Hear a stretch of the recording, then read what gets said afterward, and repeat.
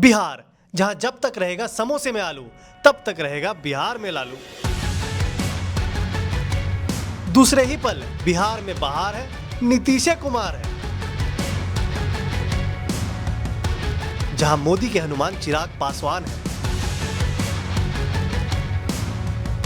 जहां नीतीश पलटी मारने में महान है, जहां पॉलिटिकल असैसिनेशन हर शाम है, जहां हाफिड अफिड वाले सम्राट उर्फ राकेश कुमार है, जहां सीएम बनाना प्रशांत किशोर का काम है, जहां तेजू भैया अब तेज प्रताप है, जहां हर बात पे जात पात है, जहां करप्शन सबको स्वीकार है।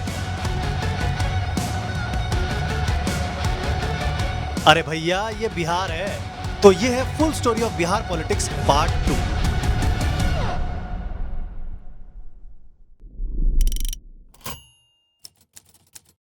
तो अब पार्ट 1 के एंड तक लालू बिहार के 25th सीएम बन गए थे और लालू के सीएम बनते ही देश भर में इतने बड़े बड़े कांड हुए कि कोई सोच भी नहीं सकता था। और इस सब ने लालू ने जो एक्शंस लिए उसने सबको हिला कर रख दिया।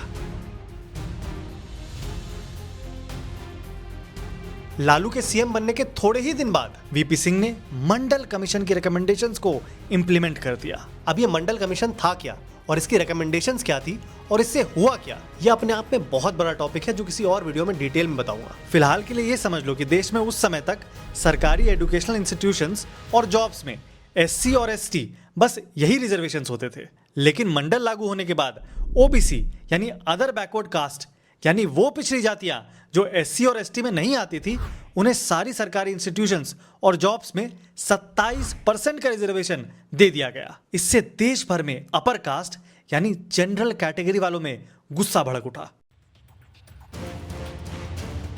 अब लालू खुद यादव थे जो ओबीसी में आता था और उन्होंने मंडल को अपना पूरा समर्थन दे दिया और बिहार में इसे जोर शोर से लागू करने का ऐलान कर दिया और इसी के साथ अपने आप को पिछड़ी जाति के मसीहा के रूप में प्रोजेक्ट करने लगे। और इससे लालू की पॉपुलैरिटी जो ओबीसी में ऑलरेडी बहुत ज्यादा थी वो और बढ़ गई। यहाँ तक कि लालू का सेकेंड टर्म आते आते बिहार की विधानसभा में अपर कास्ट एमएलए सिर्फ 17% बचे थे और ओबीसी आधे से भी ज्यादा हो गए थे। लालू ने तो यहाँ तक कि अपर कास्ट ऑफिसर्स को हटा के ओबीसी को अपॉइंट करना शुरू कर दिया था, जिसमें नंबर लग गया था डीआईजी पुलिस और चीफ सेक्रेटरी तक का। यानी स्टेट की ब्यूरोक्रेसी में भी जात के आधार पर अपॉइंटमेंट्स किए जाने लगे। अब जहां एक तरफ वो अपने आप को पिछड़ी जाति का चैंपियन बना चुके थे, तो दूसरी तरफ उन्हें एक और गोल्डन चांस मिला जो उन्हें मुसलमानों में भी बहुत पॉपुलर कर देगा। तो सितंबर-अक्टूबर 1990 में बीजेपी के लीडर एलके अडवाणी ने राम रथ यात्रा निकाली जो अयोध्या जानी थी। ये पूरे देश को राम मंदिर आंदोलन से जोड़ने के लिए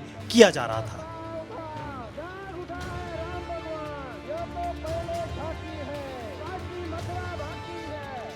अब आडवाणी का रथ भी बिहार होकर जाना था और लालू ने इस मौके को लपक लिया। मैं इस मंच के माध्यम से पुनः श्री आडवाणी जी से अपील करना चाहता हूं, अपनी यात्रा को स्थगित कर दें।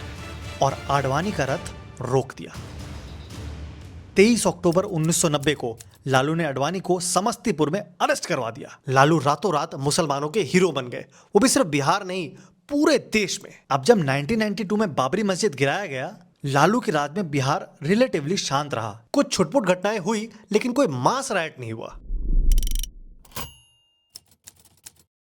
लेकिन ये बिहार का वो दौर था जब कास्ट बेस्ड टारगेटिंग बिल्कुल आम हो गई थी। भूरा बाल साफ करो ऐसे नारे लगाए जाते। भूरा बाल मतलब भूमियार, राजपूत, ब्राह्मण और लाला यानी सो कॉल्ड अपर कास्ट की जातियां। इस दौर में बिहार की ब्यूरोक्रेसी और जुडिशरी का बुरा हाल बना दिया गया था। करप्शन बिल्कुल रैम्पेंट हो गया, कुछ छुपाने की भी जरूरत नहीं बची थी। लालू की पार्टी के गुंडे और नेता डायरेक्टली सरकार में इन्वॉल्व हो गए थे। कोई प्रोसेस नहीं, कोई प्रोसीजर नहीं, कोई रूल भी नहीं।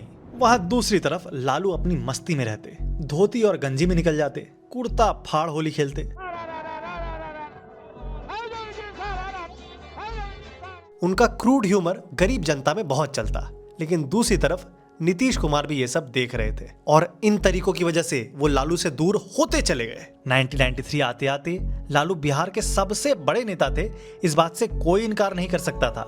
लेकिन इस समय तक लालू के दामन पर गोबर लगने वाला था, क्योंकि सामने आ गया था चारा घोटाला। लेकिन इसके बारे में आगे वीडियो में बात करेंगे। फिलहाल ये समझो कि 1994 में नीतीश ने लालू को छोड़ दिया और लालू की डोमिनेटेड जनता दल से अलग हो गए और वेटरन लीडर जॉर्ज फर्नांडिस के साथ मिलकर बनाई अपनी खुद की पार्टी, समता पार्टी। ये पार्टी नीतीश ने बिहार के लोगों को एक लालू का ऑल्टरनेटिव देने के लिए बनाई थी। यानी एक समय लालू के दोस्त रहे नीतीश कुमार के रास्ते अब ना सिर्फ अलग हो गए थे, वो उसी लालू के खिलाफ मोर्चा खोल चुके थे। अब आ जाते हैं 1995 के बिहार विधानसभा के चुनाव। लालू ने अपने आप को पिछड़ी जाति और माइनॉरिटीज की नजर में ऐसा स्टार बना दिया था कि ये इलेक्शन उनकी पार्टी गजब की मार्जिन से जीतती है। यहाँ तक कि जनता दल सिर्फ अपने दम पर फुल मेजॉरिटी ले आती है, जो बिहार की राजनीति में बहुत रेयरली देखने को मिलता था। लालू के MY समीकरण ने ये खेल रचा था। MY जैसे कि मैंने पहले बताया, M फॉर मुसलमान, Y मतलब यादव।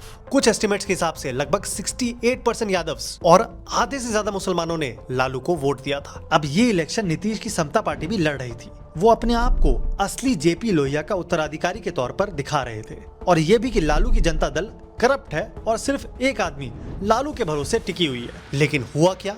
सफाया।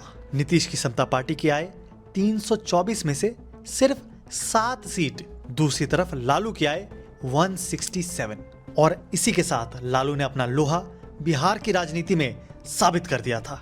अब इस इलेक्शन के बाद नीतीश को समझ में आ गया था कि लालू के MY समीकरण को तोड़ना उनके अकेले के बस की बात तो नहीं है, तो उनकी समता पार्टी बीजेपी की गोद में जाकर बैठ गई ताकि अपर कास्ट, नॉन यादव्स और OBCs और बाकी बची हुई जातियां एक वोट बैंक बना पाए। अब इस दौर में एक और नेता थे जिनकी ज्यादा बात नहीं होती है, शरद यादव।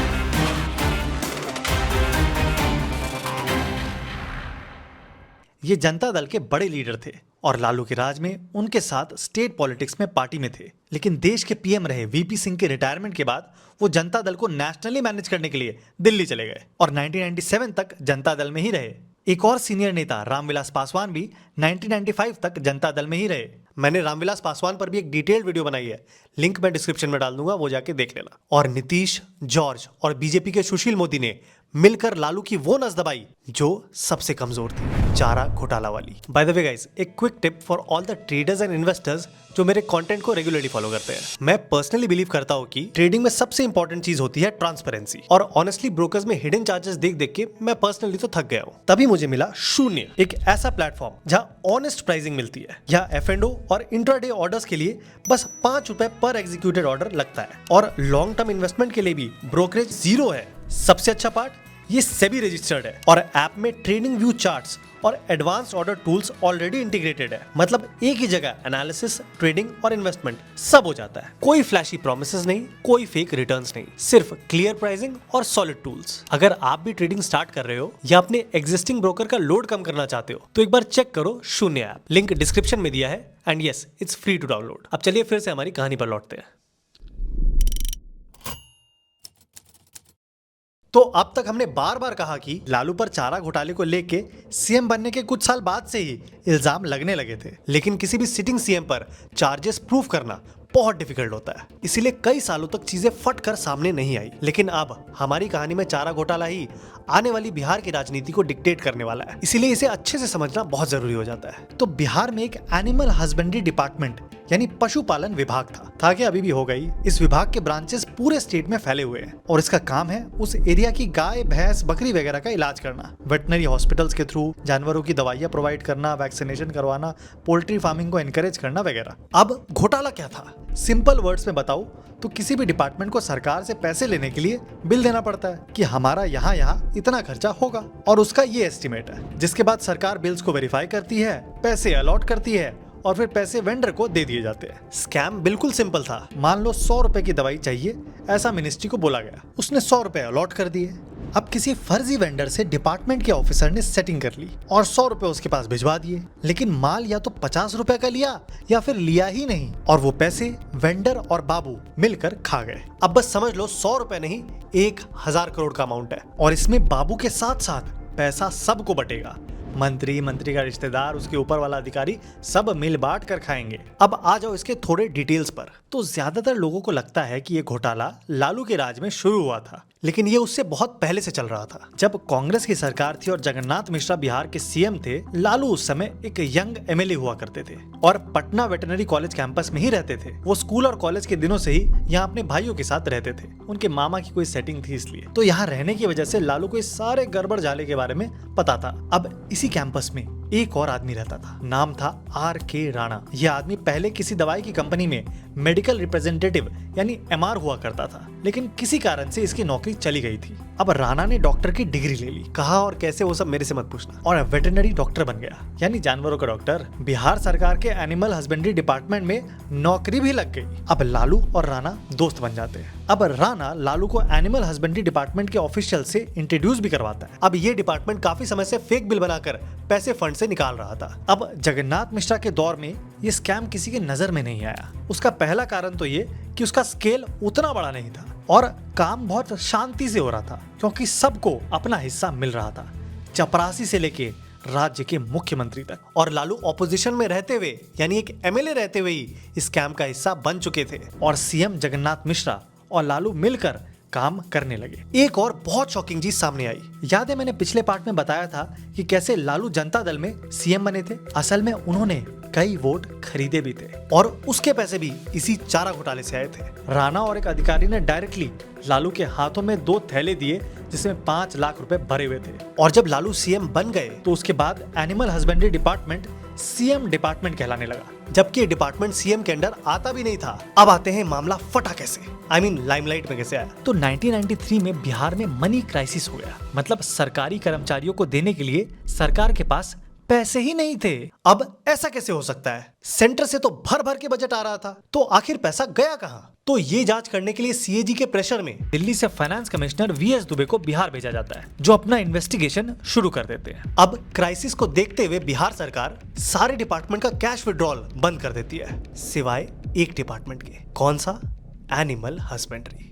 ये बात सुशील मोदी ने पकड़ ली और विधानसभा में इसे बहुत उठाया। लालू ने कहा कि जांच करवाएंगे, लेकिन कुछ हुआ नहीं। सुशील मोदी ने PIL तक दायर कर दी। अब सबको पता चल गया था कि इस डिपार्टमेंट में कुछ ना कुछ गड़बड़ी तो हो रही है। अब लालू ने रामजीवन सिंह को एनिमल हस्बेंड्री मिनिस्टर बना दिया था, लेकिन उनकी किसी बात को लेके अनबन हो गई और उसे लालू ने हटा दिया। और होना क्या था, मामला फट गया। एनिमल हस्बेंड्री डिपार्टमेंट के मिनिस्टर ने अपने ही डिपार्टमेंट पर CBI इंक्वायरी की डिमांड ठोक दी। लालू के महल पर पहला बम दाग दिया गया था। अब बारी थी दूसरे हमले की। बिहार के एक IAS ऑफिसर अमित खरे ने रेड मारी। टारगेट था चाईबासा का एनिमल हस्बेंड्री डिपार्टमेंट। और इस रेड में पता चला कि नवंबर 1995 में 9 करोड़ निकाले गए, दिसंबर में 10 करोड़ निकाले गए। ये स्कैम लोगों की कल्पना से कई गुना ज्यादा बड़ा निकला, क्योंकि यहाँ तो अलॉटेड बजट से कई गुना ज्यादा पैसा निकल रहा था। और यहाँ जो बिल मिले उसमें से कोई भी 10 लाख के ऊपर नहीं था। हर बिल 9.98 लाख, 9.90 लाख, 9.95 लाख, क्योंकि 10 लाख से ऊपर वाले बिल्स पर ऑडिट और अप्रूवल लगता है। ऑफिस में fake supplier stamps, rubber seals और डुप्लीकेट बिल पैड्स थे। इसके बाद और जगहों पर रेड पड़नी शुरू हुई। तो जब रेड पड़ती तो ऑफिसर्स फाइल जलाने के लिए भागते, कुछ फाइल फाड़ देते, लेकिन जो हाथ लगा वो लालू का महल ढाने के लिए काफी था, क्योंकि अगला बम अब सीधा दिल्ली से आया था। CAG ने इस मामले में रिपोर्ट निकाल दी, जिसमें 1988 से 1995 के बीच एनिमल हस्बेंड्री डिपार्टमेंट में कितने कितने पैसे फर्जीवाड़े के थ्रू निकाले हैं वो क्लियरली सबके सामने रख दिया। और ये अमाउंट हर साल बढ़ता चला जा रहा था और 1994-95 आते आते 170 करोड़ हो गया था। मतलब हर साल इन लोगों की हिम्मत बढ़ती जा रही थी। और बड़े भी क्यों ना, जब खुद स्टेट का CM ही काम करवा रहा हो तो जो निकाल सकते हो निकाल लो। लेकिन अब एक एक करके PIL दर्ज होनी शुरू हो गई थी। और होती भी क्यों ना, मामूली 10-20 हजार की तनख्वाह वाले अफसरों के यहाँ रेट्स में करोड़ों करोड़ों रुपए निकल रहे थे। इंक्वायरी में पता चल रहा था कि जो गाड़ियां भैंस और गाय को ट्रांसपोर्ट करने के लिए यूज की गई, असल में वो स्कूटर, टेम्पो और रिक्शा के नंबर थे। मतलब चोरी खुले आम हो रही थी। और फाइनली पटना हाईकोर्ट का ऑर्डर आ गया कि केस CBI को दे दो। लालू ने इसका पुरजोर विरोध किया, कहा कि CBI की कोई जरूरत नहीं है, खुद एक SIT बनवा देते हैं। लेकिन इसके जो मेंबर्स थे वो खुद घोटाले में शामिल थे। अब लालू की तबाही को कोई नहीं रोक सकता था। लेकिन एक बात समझो, लालू ना सिर्फ बिहार के चीफ मिनिस्टर थे, बल्कि साथ ही दिल्ली की गद्दी की चाबी भी उन्हीं के पास थी। भारत देश की सरकार लालू के बिना नहीं चल सकती थी।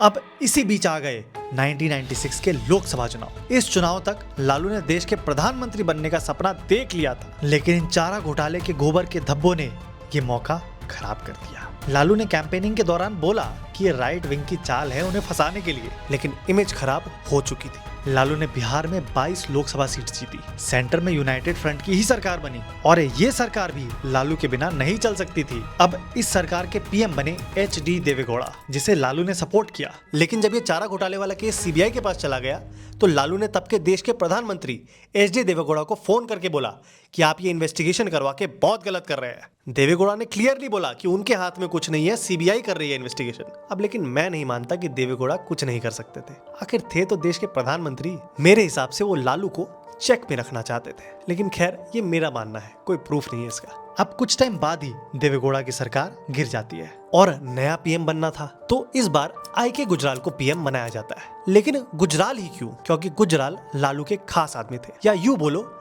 लालू के ही आदमी थे। लालू ने ही गुजराल को राज्यसभा भेजा था और गुजराल के नॉमिनेशन के लिए बिहार में एक फेक एड्रेस भी लालू ने ही बनवाया था। अब ये सब एक तरफ चल रहा था, लेकिन दूसरी तरफ सीबीआई में एक ऐसा डायरेक्टर आया था जो लालू के किले पर मान लो न्यूक्लियर अटैक करने वाला था। सीबीआई के डायरेक्टर जोगेंद्र सिंह।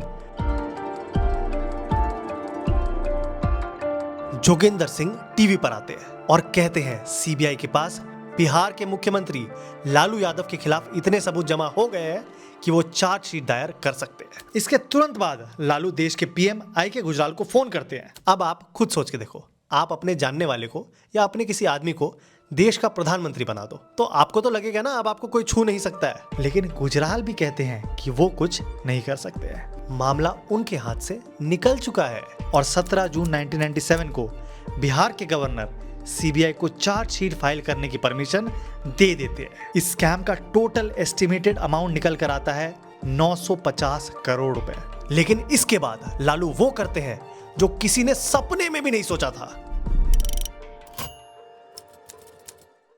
लालू की पार्टी जनता दल में उनके खिलाफ आवाज उठने लगी थी। अब लालू समझ गए थे कि उन्हें चीजें अपनी कंट्रोल में लेनी होगी, तो उन्होंने जनता दल ही तोड़ दी और बना ली अपनी ही पार्टी राष्ट्रीय जनता दल यानी RJD, जिसका सिंबल बना लालटेन। जनता दल के उस समय 45 MPs हुआ करते थे, उसमें से 17 लालू की RJD में आ गए। अब लालू चाहते तो IK गुजराल की सरकार गिरा सकते थे, लेकिन उन्होंने अपना सपोर्ट नहीं खींचा और देश की सरकार तो बच गई। लेकिन ये तय हो गया था कि लालू का जेल जाने का समय आ गया है। लालू के खिलाफ अरेस्ट वारंट इशू हो जाता है। सबको लगा कि लालू जैसे ही रिजाइन करेंगे स्टेट में नए इलेक्शंस होंगे। बीजेपी खुश थी, लेकिन यहाँ लालू खेलते हैं अपनी राजनीति का सबसे बड़ा दांव और साबित कर देते हैं कि वो पावर में रहने के लिए कुछ भी कर सकते हैं। वो सीएम पद से रिजाइन करते ही अपनी बीवी राबड़ी देवी को बिहार का मुख्यमंत्री बना देते हैं। खुद सोच के देखो, एक ऐसी औरत जिसे राजनीति तो क्या बाहरी दुनिया के बारे में भी कुछ खास पता नहीं था, अपना नाम तक ठीक से नहीं लिख पाती थी, उसे सीधा बिहार का सीएम बना दिया गया। इस स्टेप से सब शॉक थे। लालू ने सब MLAs को सीधा अपने घर पर बुलाया और उन्हें बोल दिया, हमने राबड़ी को चुन लिया है। किसी के पास विरोध दर्ज कराने का ना तो पावर था और ना ही समय दिया गया। लालू ने पहले ही कांग्रेस से बात कर रखी थी ताकि बिहार असेंबली में कहीं सरकार न गिर जाए। अब लालू को अरेस्ट करने की तैयारी हो रही थी। लालू के घर के बाहर भारी रूप से रैपिड एक्शन फोर्स को अपॉइंट कर दिया गया। इतने बड़े नेता को अरेस्ट किया जा रहा है, कहीं बवाल ना हो जाए, लेकिन बवाल नहीं हुआ और लालू अरेस्ट हो गए। वहां दूसरी तरफ राबड़ी ने सीएम पोस्ट की शपथ ली। बेचारी ठीक से बोल भी नहीं पा रही थी, जिसे देख लोग मुंह दबाकर हंस रहे थे। लेकिन बिहार के नसीब में ये सीएम कोई 1-2 दिन के लिए नहीं लिखा था। राबड़ी देवी 8 साल तक बिहार की सीएम रही, जो कि अब तक का 3rd लॉन्गेस्ट टेन्योर है बिहार के किसी भी सीएम का। लेकिन एक बात तो समझ लो, इस दौरान सरकार लालू ही चला रहे थे, कभी जेल से बाहर बैठकर तो कभी जेल में बैठकर। राबड़ी बस एक रबर स्टैम्प थी। 1997 में बिहार के गवर्नर ने प्रेसिडेंट रूल भी लगाया, क्योंकि कई RJD MLAs ने विरोध कर दिया था। लेकिन लालू ने ऐसी सेटिंग लगाई कि राबड़ी ने असेंबली में फिर से मेजॉरिटी प्रूव कर दी और सरकार बच गई। अब 2000 के इलेक्शंस में क्या हुआ वो आपको वीडियो में आगे बताऊंगा। फिलहाल के लिए ये समझ लो कि राबड़ी सरकार 2005 तक चली, यानी लालू और राबड़ी मिलाकर बिहार पर इन लोगों ने 15 साल तक राज किया और इस राज को कहते हैं जंगल राज। लेकिन ऐसा क्यों? तो इस दौर में लॉ एंड ऑर्डर और सारे इकोनॉमिक इंडिकेटर्स बिहार में बेतहाशा गिर रहे थे। बिहार की इमेज बनी देश के सबसे लॉलेस और गरीब राज्य की, और इसी को कहा गया जंगल राज। और इस राज में आपको कुछ नाम पता होने चाहिए। साधु यादव,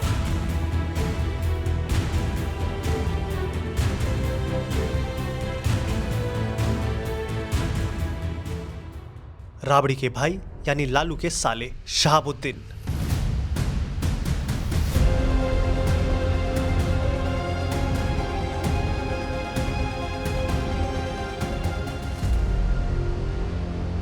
सिवान से आने वाला गैंगस्टर जो समझ लो अपनी खुद की आर्मी चलाता था और जिसकी क्राइम की लिस्ट बहुत लंबी है। इसे लालू ने एमपी तक बनवा दिया था, पप्पू यादव।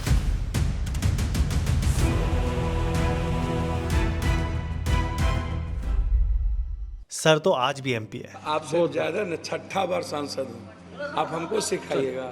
सूरज भान, आनंद मोहन, सुभाष यादव जैसे कई लोग इस काल में पनपे। बिहार के लोग थर थर कांपते। इंडस्ट्रीज तेजी से बाहर भागी, साथ ही ब्यूरोक्रेट्स भी भागे।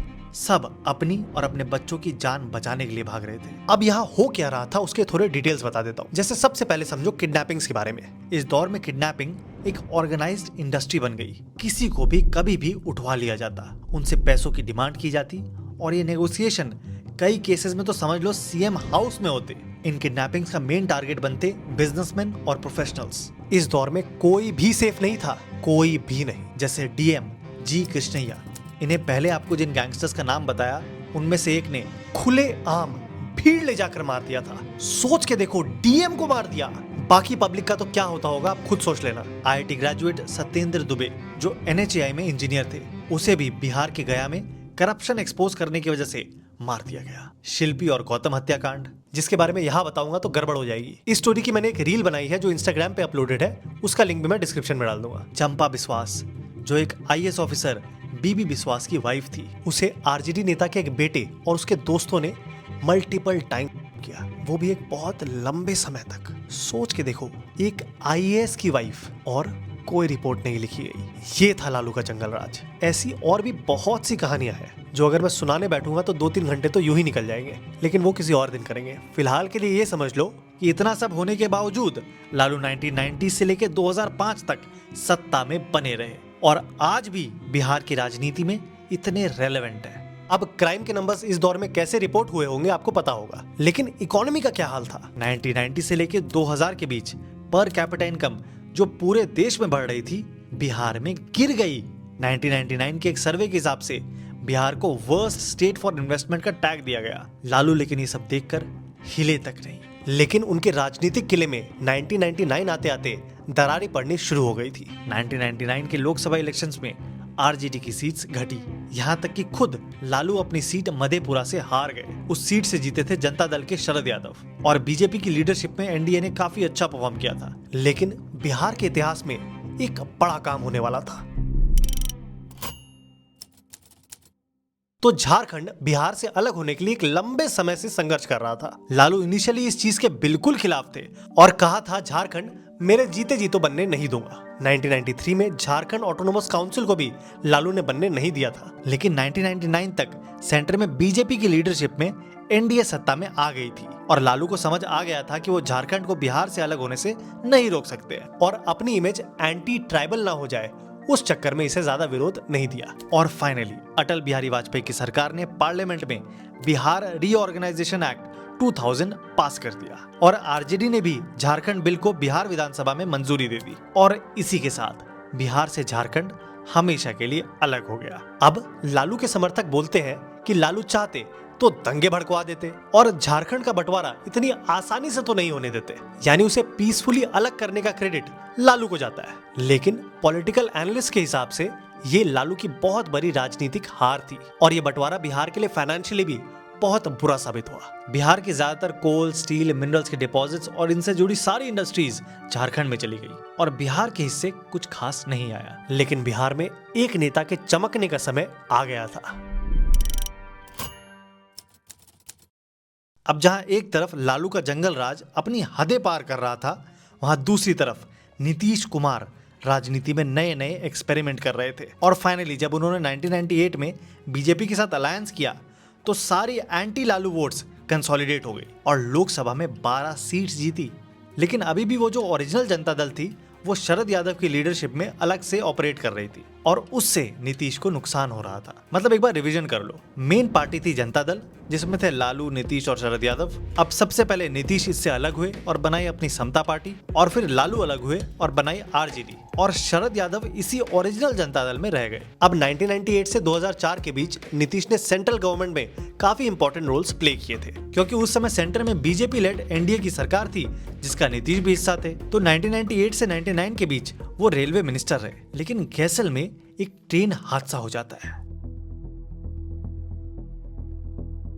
और उन्होंने मॉरल रिस्पॉन्सिबिलिटी लेते हुए अपने पद से रिजाइन कर दिया। I think it's total failure of the railway.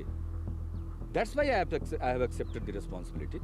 पिछली बार याद भी है किसी मंत्री ने मॉरल रिस्पॉन्सिबिलिटी लेके रिजाइन किया हो और बीच में एक खेल ट्राई करने के बाद वो फिर दोबारा 2001 से 2004 तक रेलवे मिनिस्टर रहते हैं। इसी दौर में इंटरनेट के थ्रू टिकट बुकिंग और तत्काल टिकट की शुरुआत नीतीश ने ही करवाई थी। इसी बीच ये थोड़े थोड़े टाइम के लिए सरफेस ट्रांसपोर्ट मिनिस्टर और एग्रीकल्चर मिनिस्टर भी रहे थे और सेंटर में इनकी इमेज काफी कॉम्पिटेंट और तेज तर्रार नेता के तौर पर हो गई थी। अब आपको वीडियो में पहले जैसे वादा किया था तो बताता हूं आपको एक बहुत इंटरेस्टिंग इलेक्शन के बारे में। साल 2000 के इलेक्शंस, राबड़ी देवी सीएम थी और लालू पीछे से पार्टी और सरकार चला रहे थे और दूसरी तरफ थी एनडीए यानी जनता दल, बीजेपी और समता पार्टी। अब रिजल्ट्स आए और बवाल हो गया क्योंकि किसी को मेजॉरिटी नहीं आई, लेकिन आरजेडी बनी 122 सीट्स के साथ सिंगल लार्जेस्ट पार्टी। अब यहाँ गवर्नर के साथ सेटिंग करके खेला कर दिया गया। आमतौर पे सिंगल लार्जेस्ट पार्टी जो होता है उसका जो लीडर होता है उसे पहला ऑफर दिया जाता है सीएम बनने के लिए, लेकिन इस बार गवर्नर ने नीतीश कुमार को बुला लिया और उसे तुरंत मुख्यमंत्री की शपथ भी दिलवा दी और ऐसे ही पहली बार नीतीश कुमार बिहार के सीएम बने थे। लेकिन ये सरकार एक कांड थी, इसका कोई कार्यकाल नहीं था क्योंकि नीतीश के पास सफिशिएंट नंबर ऑफ एमएलएस का सपोर्ट ही नहीं था और सिर्फ 7 दिन बाद नीतीश को रिजाइन करना पड़ गया और सरकार गिर गई और फिर से राबड़ी देवी को बिहार का सीएम बना दिया गया, जिसकी बदौलत राबड़ी सरकार 5 साल और चली और इस झटके के बाद नीतीश वापस दिल्ली चले गए, वही पहले जो बताया देश की रेलवे को संभालने के लिए। अब साल 2000 के बाद लालू की बिहार की राजनीति पर से पकड़ ढीली होती चली गई। 2001 में सेंटर की एनडीए सरकार ने प्रेसिडेंट रूल लगाया लेकिन वो टिक नहीं पाया था, लेकिन इसका रीजन दिया था breakdown of law and order in Bihar. अब इतना सब कुछ हो जाने के बावजूद 2004 में लालू ने कांग्रेस के साथ मिलकर लोकसभा का इलेक्शन लड़ा और काफी अच्छा परफॉर्म किया, 22 सीट्स जीती।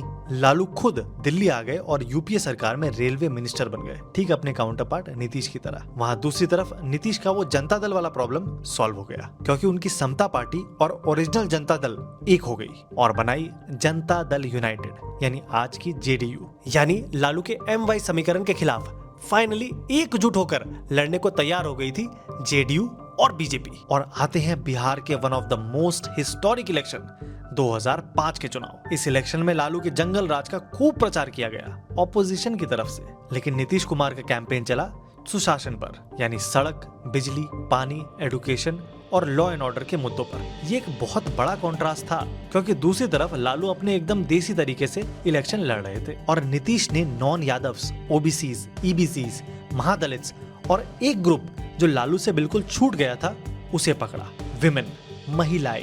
इन दोनों के बीच लेकिन एक तीसरा फोर्स भी था, रामविलास पासवान का। उनकी पार्टी एलजेपी भी अपना पूरा जोर लगाए हुए थी और उसका टारगेट था दलित्स और मुसलमान। और फरवरी 2005 को रिजल्ट्स आए और बड़ा बवाल हुआ क्योंकि किसी को फिर से मेजॉरिटी नहीं आई। RJD 75, JDU 55, BJP 37, LJP 29, Congress 10 और बाकी अदर्स। अब सरकार बनाने के लिए चाहिए थे 122, जो किसी भी कोalition का बनाने का हिसाब हो ही नहीं रहा था। अब पूरा बिहार तोल मोल के बोल खेलने लगा, विधायकों को तेजी से घेरा जाने लगा और बोलियां लग रही थी। अब सत्ता की चाबी रामविलास पासवान ने ऐलान कर दिया कि ना बीजेपी ना आरजेडी किसी का सपोर्ट नहीं करेंगे। हाँ, लेकिन अगर अपना सीएम किसी मुसलमान को बना दे तो उसको सपोर्ट वो कर देंगे। उन्हें लगा था कि इससे सारे मुसलमान उनके फेवर में आ जाएंगे। ऑब्वियसली ना बीजेपी मानी ना आरजेडी। अब सेंटर की कांग्रेस को खबर लगती है कि नीतीश आरजेडी के विधायक तोड़ने वाले हैं सेंटर से तुरंत गवर्नर के पास फोन आया। सेंटर ने गवर्नर को तुरंत बोला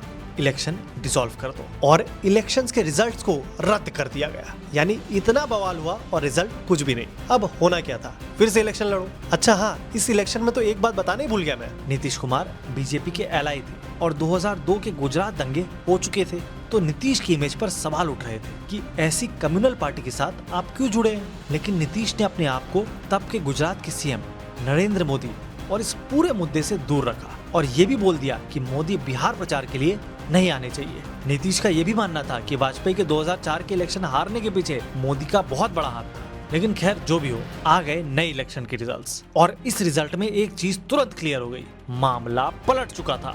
जेडीयू की आती है सबसे ज्यादा सीट्स 88, बीजेपी की आती है 55, यानी दोनों की मिला के 143 हो गए थे, जो कि मेजोरिटी के 122 से बहुत ज्यादा थे। वहाँ दूसरी तरफ आरजेडी 54 पर सिमट जाती है। अब होशियारी करने वाले रामविलास पासवान को सबसे ज्यादा नुकसान होता है, उनके आते हैं बस 10 सीट्स, कांग्रेस के 9, यानी एनडीए की सरकार बन गई थी। और इसी के साथ 24 नवंबर 2005 को नीतीश कुमार बिहार के मुख्यमंत्री के तौर पर शपथ लेते हैं और सुशील मोदी बनते हैं डेप्यूटी सीएम। और यहाँ से लालू का राज खत्म और नीतीश की पारी चालू होती है, जो किसी रोलर कोस्टर से तो कम नहीं होने वाली है, जिसके बारे में हम समझेंगे पार्ट 3 में। अब मैं पार्ट 3 बनाना बिल्कुल नहीं चाहता था, मैं चाहता था पार्ट 2 में सब कुछ कवर कर लूं और ये यहीं पे खत्म करूं। लेकिन वीडियो काफी ज्यादा लंबी हो जा रही थी और कहानी छोटी करने में मजा नहीं आता। लेकिन डोंट वरी, मैं पार्ट 3 जितनी जल्दी हो सके उतनी जल्दी निकालूंगा। तब तक के लिए चैनल को सब्सक्राइब करो और इस वीडियो को शेयर करो अपने दोस्तों के साथ।